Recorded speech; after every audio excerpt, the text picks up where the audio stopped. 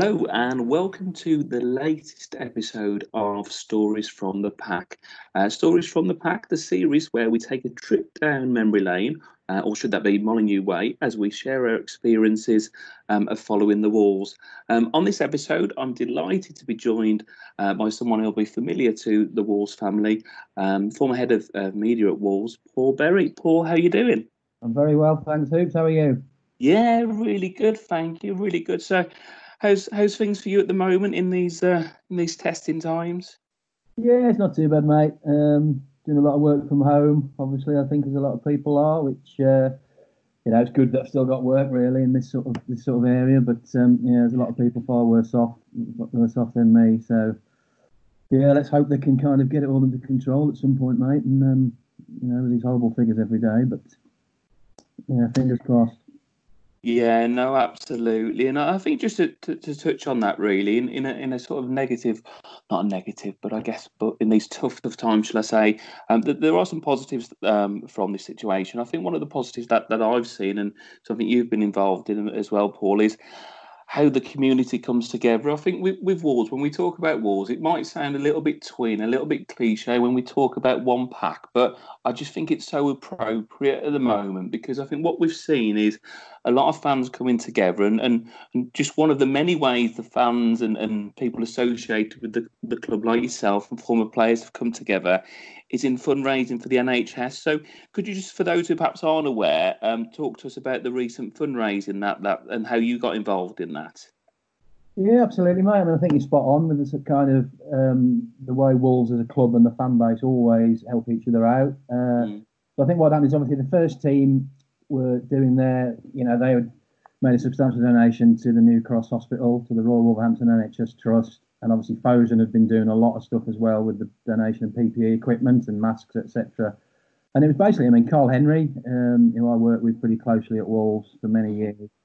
He, obviously he's a Wolverhampton lad. He was born at New Cross. He was treated there for asthma when he was a child. So I think he'd had the idea probably about a month ago. He phoned me one weekend and said he'd got this idea. What should he do with it really? And I just said, well, I'd help him out however he needed. He was sort of speaking to all the former players at that time. I suggested he spoke to Will Clues, who's the head of the Wolves Foundation, because I knew that Will had been heavily involved with the sort of Fosen aspect of the appeal and knew the people at New Cross. And then between us, we just started speaking to different former Players Association, who I'm kind of involved with. They made a £5,000 donation at the start by John Richards and Steve Daly and Richard Green, people that were kind of wanting to do their own thing as well. So it all tied in really nicely. And, the fun got going. Carl sort of lent on the likes of Matt Murray, Danny Bart. We got fans involved. I think a lot of fans probably wanted to make a donation, didn't really know how to. I mean, I was probably like that. So this kind of gave them a vehicle to support the NHS. And then also, I mean, I think people that haven't seen, there's been so many incredible donations from people, not just monetary, but shirts from Jolyon Lescott, Dave Edwards, Matt Jarvis, Louise Cobbold, the Wolves programme artist, donated a piece. Steve Plant donated a fantastic kind of Cody framed picture. Denise Dennison, the wife of Robbie Dennison, did a fantastic painting of Captain Tom Moore. And it's all kind of, like you say, just everybody doing their bit. I could probably go on all night and I'll probably miss too many people out. But like you say, I think it just sums up Wolves as a club and as a fan base, that every time somebody needs help, they don't never let you down. And I remember that from my time, Carla Keeney, obviously another example of a real horrible situation, but the way the fans came together and helped Carl as well. So yeah, I think a lot of clubs have this community angle, and a lot of clubs are very good. But I think, like you say, Wolves is up there and is a very special one. I think you're right, and I guess we can only speak for our own experience, and we are biased to a degree, and I get that, but I think it's heartwarming, and I think what we found with the campaign is you've seen players who, perhaps not have had as illustrious career, but have obviously had an affinity to the club. I think there's players like Halford, for example, who was probably much maligned, but he's got involved, and also it's extended to, the foundation as well. I think Wolves Women are doing a charity Compton to Compton at the moment. There's so much going on, as you say, and there's so many people involved. I believe the Just Giving site, we can put the details online. You may be familiar, but I think if you type in Wolves former players, or if you look at Carl Henry's Twitter page, for example, I think there's a pinned tweet there as well. So there's loads of information out there. We know it's tough times, but if you can help, then do so. But as you say, up until this point, the generosity and kind of the support has been amazing. So that's brilliant. So that's now in real sort of strange times at the moment, but the purpose really of this series, as I kind of mentioned in the intro, and what we're trying to get over is, for me as well, what I love about it is I have a chat with fans, and as a fan myself, it kind of takes me back as well. There's sometimes games that you forget and it all resonates again. So while we've got this moment, we're just looking back. So for yourself, Paul, in terms of, I asked people on this what their first game is, all their first memories, because I'm not 100% confident what my first game was to the detail, but I remember the experience. What was it for yourself? What do you remember about your first sort of moments going down to the Molineux? Yeah, I mean, sadly for me, it's a long time ago. Like a few of us, and the memory tends to fade. But it's quite. I mean, I remember my first memories were with my granddad. He used to take me and my cousin to the reserve games, Central League games, I think they were called. And I remember, I think it was like when Wolves were at home on a Saturday, the first team, the reserves. Sorry, when Wolves were away, the reserves played at home. So I remember going to those games and the kind of thrill of, there weren't that many people there. There was a fair few, and but obviously, I guess the diehards had gone to the away game. But as a really young lad, and being able to you could almost walk around the ground, watch these reserve games. Vivid memory. They used to put the first team scores up on the old scoreboard that they used to have, which I used to love. So you'd be kind of keeping track on how the first team were doing long before the days of mobile phones and social media. So that was kind of what I remember. As a really great memory, sort of spending time with my granddad, and then my mum and dad used to take me then as a youngster to, we used to sit in the Waterloo Road, the top tier, if you like, of the Waterloo Road above the terrace. And the first, like you say, the first game is difficult. I was about 5 for the 1980 League Cup, and I remember I wasn't allowed to go to that. So I think must have been sort of starting to go to first team games then. But it was a cup run in '81 that I remember quite vividly as a real first memory, which was a couple of games I've looked up, to be fair, but played against Wrexham and Middlesbrough at home. I think we won them both 3-1. Norman Bell, who older fans might remember, he came off the bench, and that, I think, looking back, is my first sort of real early memory of going to Molineux for a first team game. And what were the players that stood out at that time in those sort of a few seasons? What were the players that you kind of started to look out for, or kind of sort of cult heroes, or players that you're excited to see on the team sheet? Yeah, I suppose obviously it was the sort of latter end of John Richards, who was someone I been told a lot about growing up by family, etc. The Jeff Palmers. I mean, I was lucky enough to be a mascot, would you believe, in sort of 1982, I think that was, and ran out with Brilliant. Kenny Hibbert. It was obviously a thrill. Burridge. I remember John Burridge coming in, and again he actually lived in Compton, quite near like my best mate at the time, and we went round to see him the one night, I remember, and that was sort of the first time almost talking properly to a proper player. So my mate, I mean, he's still my best mate now, and he was only a couple of years older, so we were probably, I was maybe 9 or 10, he was 12, and we've got John Burridge sitting in his living room, just literally telling us everything about a game, and so that was, so as a youngster, that was another memorable experience. So those sort of players. Danny Craney was an early hero of mine. Scored a couple against West Brom. And again, bizarrely, people my age might remember the players like Tony Towner, Sammy Troughton, who kind of came and went really quickly, but I just, for some reason, sort of stuck in my head a little bit. So, and obviously those early 80s were very much up and down from a promotion to successive relegations, and so yeah, those were the sort of early times, and then obviously sort of moving on a bit, it was Bully and his generation. Yeah, I mean, quite an interesting time then for yourself, because obviously, as you say, perhaps too young to kind of go from the late 70s, early 80s, and then there was that, I guess, 80s to 90s. I came in a little bit later, probably 89, 90 was my sort of first games, but I guess you were kind of at the part of it, start of your journey, where we'd kind of, in and out of the top flight, and, so much going on with the ground. I mean, there's so much, obviously, history around that time as well. And yeah, God, it must have been quite a strange experience, really, because within a decade, the club completely different, I guess, to that game where you're in that Waterloo Road stand, which is then condemned, and then God, it must have gone by like a flash, and then suddenly you've got the ground taking shape and sort of the resurgence of the into the 90s as well. No, absolutely. It was, like you say, those memories which are kind of a bit hazy up and down. I mean, I can remember the promotion season to Graham Hawkins quite a little bit, and then whether I've blocked it out inadvertently, but the plummet to the bottom, obviously remember it happening. But then the real kind of, I guess, my childhood, if you like, and teenage years was that late 80s team of, you say, the Bully, Andy Murch, Robbie Dennison, Andy Thompson, you can just list them off. And that was kind of, I suppose, you've always got an interest in football, but those years for me were the real peak years, I guess, of growing up. And it didn't matter that we were in the 4th division or the 3rd division, because you pitched up at Molineux every Saturday afternoon, and you just knew very likely that Wolves were going to win and Bully was going to score, and start going to a few away games, and you get the buzz of that as well. So I think it's difficult. I mean, you look how incredibly well things are going now, which is incredible for Wolves to be up at the top of the Premier League and back in Europe. But equally, as a kid, when you probably love football more than anything else, before you get other responsibilities, I think I feel so fortunate to have been around during those times and to have sort of witnessed the revival, really. I think this is the thing as well, because this is how I see sort of football. It's interesting when people get excited when we're playing United or we're playing Liverpool, but I always look back myself when I was a kid.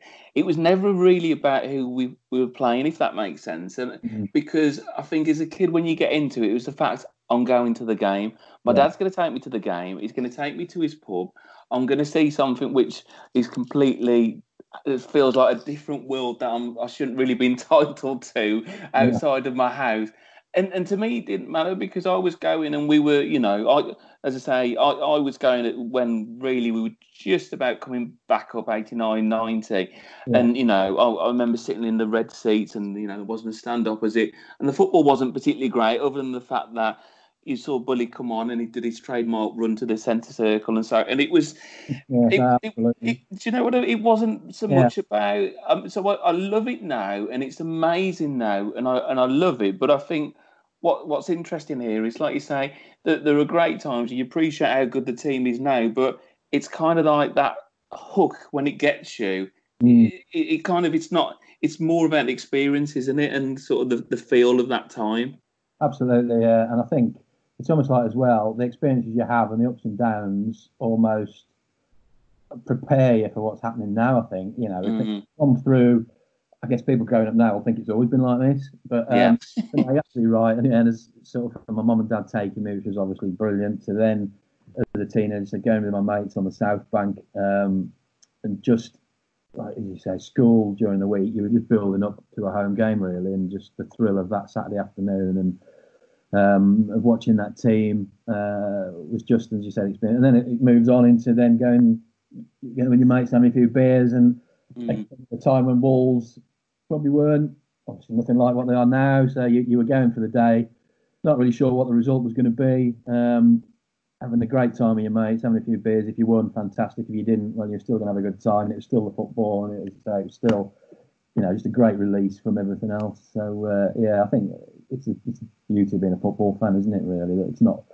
You always want to win, but equally, if you don't, and Wolves fans have had a bit of that over the years, you're still following your team and just enjoying the experience.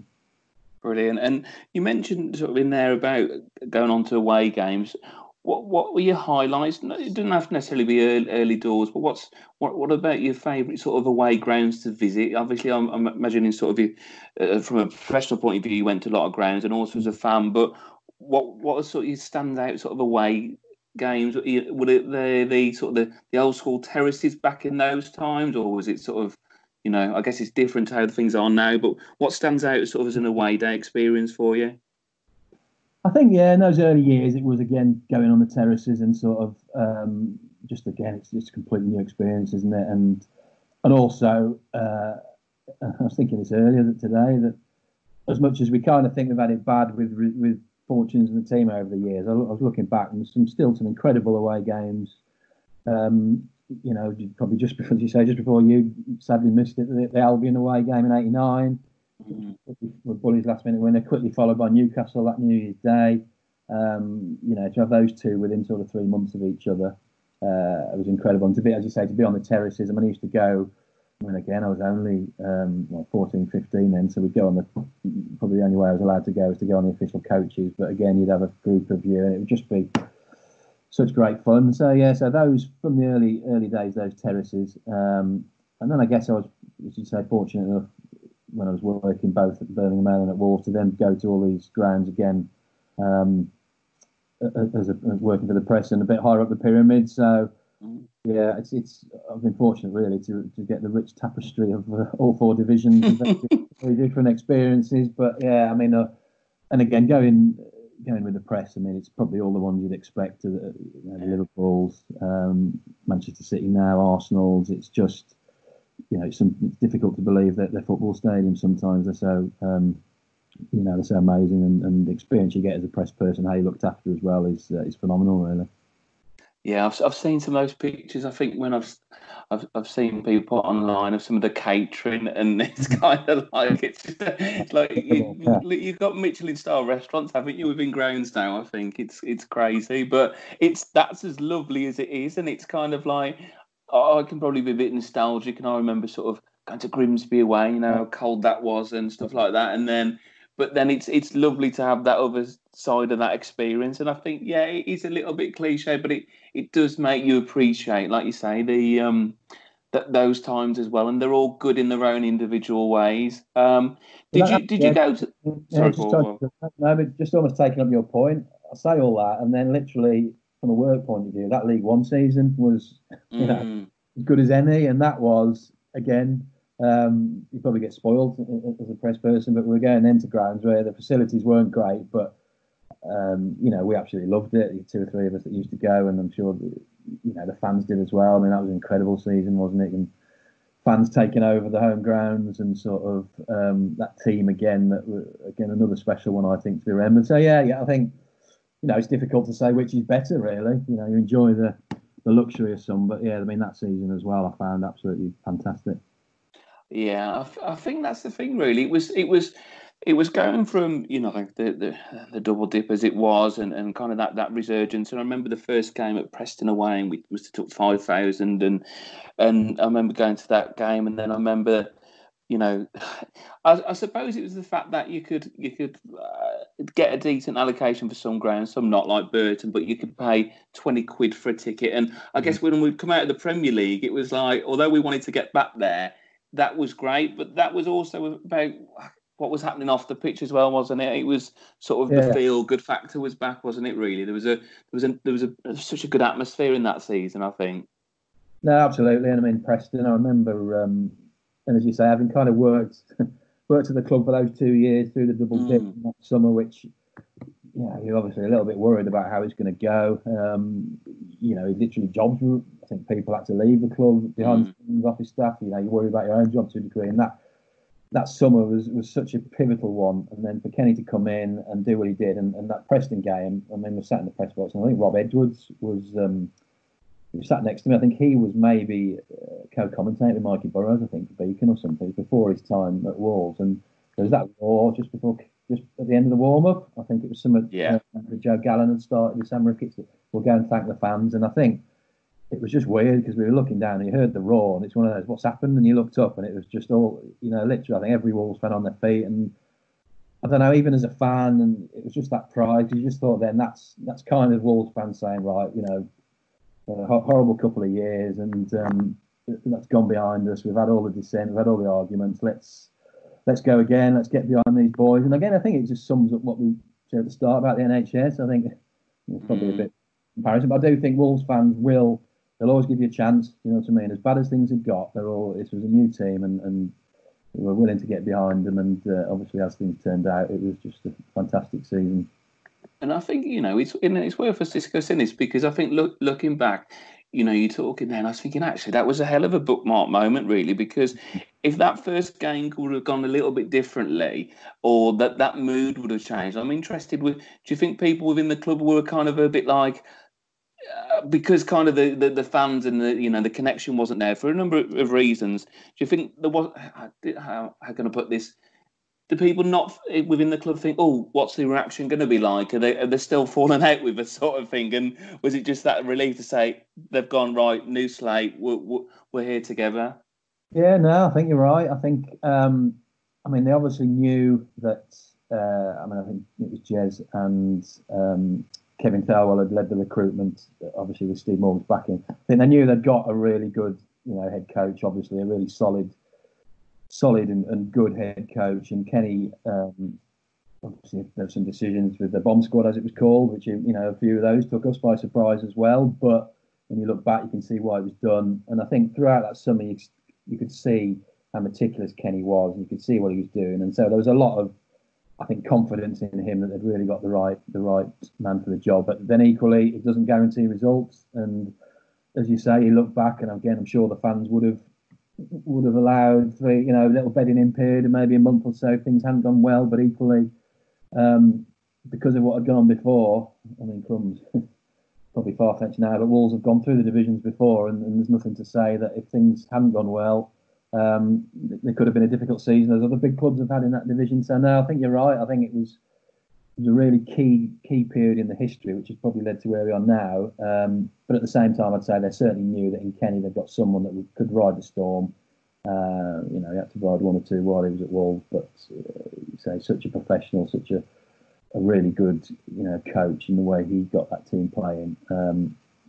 Once they got into the group, I mean, to be fair as well, they probably didn't really get into the group until after Christmas completely. They're in the frame, weren't they? Without probably being spectacular, but then I think that run of successive wins just really started that momentum that they never stopped. Brilliant. And I mean, in terms of what would you say? What was your best day? That is a season, and there's been many good seasons, and that, as you say, I think it has to take its own place in history because of how good it was, and also because of being a start of a sort of a renaissance and kind of closing the chapter of the previous era. Is Cardiff up there? What's your sort of best day? Would you say as a Wolves fan or being involved? I'd probably kind of have to pick maybe two. I think. I mean, that's you say was brilliant, but. I'm going to be a bit of a pain. Probably one as a fan on the terraces, if you like, or in the stand, and then one working. Well, to be fair, I'll say both. I went to Cardiff for the playoff final. I was working for the Birmingham Mail, so I wasn't even such a fan there, although I obviously was a fan. But yeah, that day I think was incredible, and the kind of, I suppose, to be working for the press, you're a little bit detached from it, so I've not got to worry about press arrangements and all that sort of stuff, which I had to sort of later on when I was working for the club. So I think, I mean, again, it's that day and just seeing all the fans in the stadium and the way the game went after waiting for so many years, and I suppose as a fan having waited for so many years for the team to get back to the top flight, that was special. And then I think the QPR game from a working at Wolves point of view, promotion was again. I've been there. It's my first year, and I'm still probably learning a bit. That move from working for the media to then working inside the club, and kind of to have that happen in the first season. I was the fortunate one that used to go with Mick to all his press conferences after games, and to just have those few minutes of sort of chatting to him was something that I'll never forget and always be grateful for. So I think to see that all that culmination and such a brilliant group of players as characters as well, see all that come together that day at QPR, something completely new to me to be on the inside was again something that I'll never forget.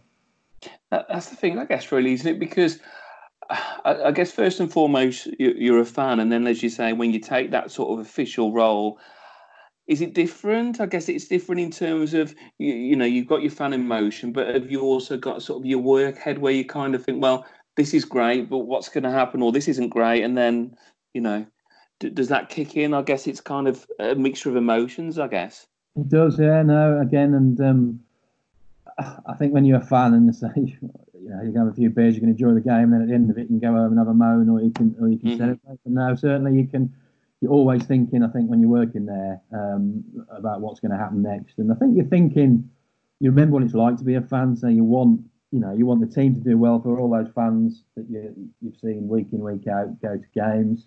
And you want the players to do well. I think to see them working every day, and some of them get stick, and that's understandable. And I'm sure as a fan, I used to give them stick, but you know the person a little bit more. Sometimes what people are going through and going out and playing with injuries, which people don't know about, but they want to play so much that they'll go, and they might not be at their best, and the fans will perhaps give them a bit of stick. But there's all those different things at play. But the overriding thing, I guess, as a fan, or whether you're working, you want the team to do as well as they can for all the staff and the players, and I guess most importantly the fans, of which I'm still one and always will be. Brilliant. And in terms, I think what we'll do, I mean, I guess in terms of not to bring in a downer, but the negatives, what were sort of your lowest point being a Wolves fan? I think Bolton in the playoff. In there, I'm sure a lot of people will say this. I think, again, that was the time when I think I was about 21, so I probably had a good few years by then of going to all the home games and a fair few aways, and again just waiting for that team, which I thought was a really good team, to get up there, which never quite happened. And I think the manner of the game was just sort of, again, football was everything to me at that point, and it was just such a kick in the teeth the way the game went, and just to see all the season kind of collapse just in that one sort of spell of football.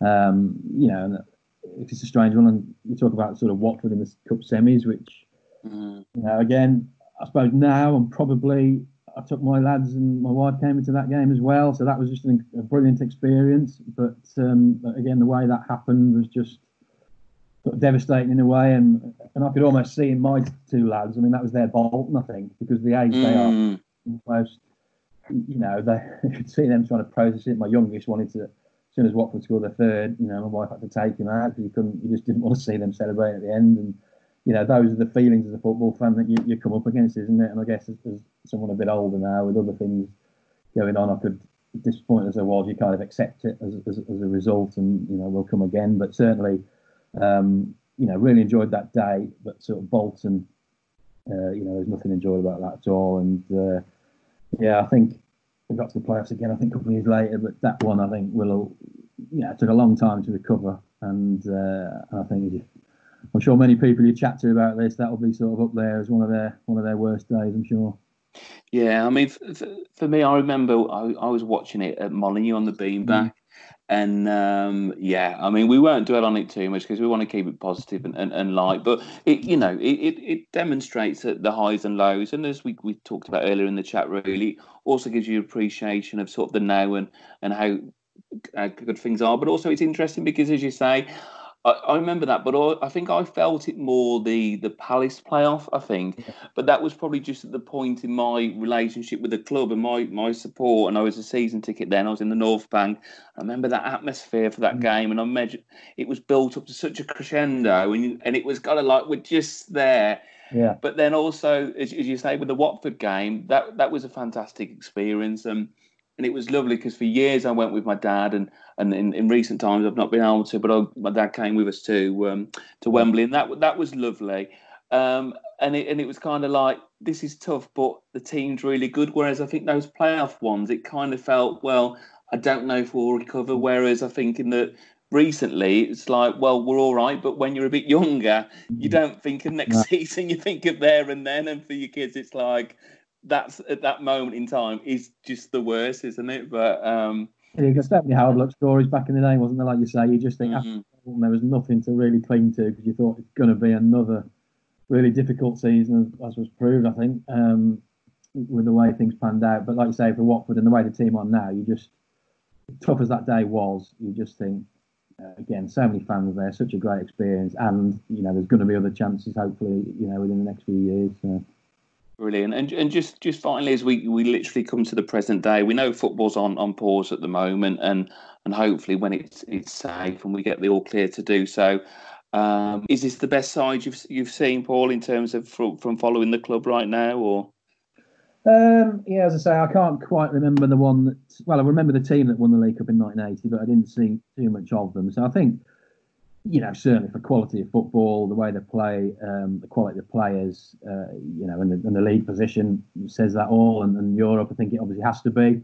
But again, I think the beauty as a Wolves fan, you can kind of, look back and maybe it's not about comparing, but I love seeing the playoff team do what they did. Obviously, I love working there for the League One and the Championship teams, who were probably put together in very different circumstances, very different budgets.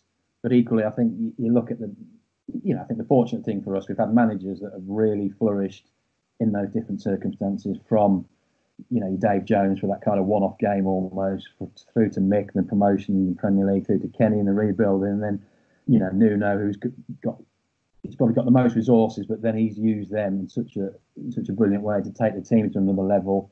And his coaching ability, not just with the players that have come in, but with the players already here, he's clearly incredible. So yeah, I think again, difficult to compare. Obviously, the football's as good as anything that I've seen, but equally, I've had some fantastic times, through the ups and downs. So again, Wolves being Wolves, I think we try and just enjoy as much of it as we can.